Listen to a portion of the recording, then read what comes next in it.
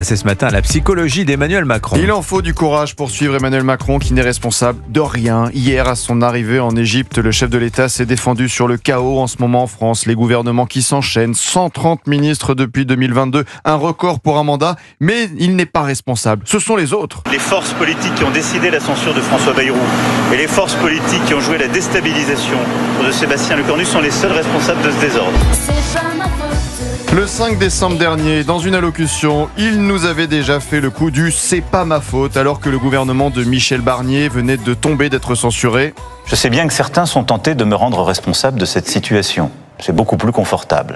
Je n'assumerai jamais l'irresponsabilité des autres. Emmanuel Macron a juste oublié l'origine de tout ce chaos et l'annonce de la dissolution de l'Assemblée le dimanche 9 juin 2024. Et vous pouvez regarder dans plusieurs domaines comme l'insécurité. Le chef de l'État préfère nous accuser, nous, journalistes, de brainwasher, d'opérer un lavage de cerveau sur l'invasion du pays et les derniers faits divers, comme le 10 juin dernier sur France 2. C'est la tyrannie du fait divers. Mais on ne peut pas vivre dans une société où on passe d'un fait divers à l'autre. Qui brainwash ?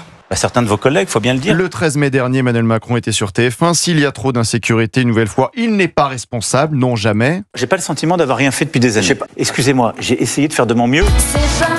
Emmanuel Macron a toujours ce réflexe de dire qu'il n'est responsable de rien. C'est automatique, comme lors du passage du cyclone à Mayotte l'an dernier. Le cyclone, je suis pour rien pour le cyclone. Vous pouvez me le reprocher, c'est pas moi. Emmanuel Macron, c'est pas ma faute, et il a illustré depuis son premier quinquennat en 2017 avec ces petites phrases qui veulent dire que nous sommes responsables. Le Gaulois, réfractaire au changement. Nous sommes devenus une nation de 66 millions de procureurs.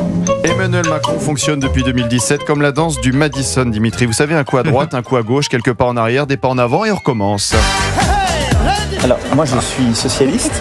L'honnêteté m'oblige à vous dire que je ne suis pas socialiste. Moi, je ne m'avais jamais entendu dire aux Français, vous avez un sentiment d'insécurité. Ce que notre nation vit, c'est un sentiment d'insécurité. Mais depuis 2017, Emmanuel Macron a eu un moment de lucidité où il a déclaré publiquement qu'il était responsable de quelque chose. C'était en juillet 2018 lors de l'affaire Alexandre Benalla. Le seul responsable de cette affaire, c'est moi. On ne peut pas être chef par beau temps et vouloir s'y soustraire lorsque le temps est difficile. S'ils veulent un responsable, il est devant vous. Qu'ils viennent le chercher. Mais depuis, Emmanuel Macron n'assume plus sa politique depuis 8 ans. Tiens, en une chanson. Merci beaucoup Laurent Tessier. On vous retrouve cet après-midi 16h-18h sur OV sur Content. Il fait ses petits fessés. Voilà, il est content Laurent. Le placard archive, il fait non, mal à chaque fois. C'est vrai. Ouais. Vous savez fouiller dedans en tout cas. Imparable. Allez, 16h-18h sur Europe 1. Pascal Pro et vous êtes le rédacteur en chef. Le numéro du standard, Anissa Haddadi. C'est le 01 80 20 39 21.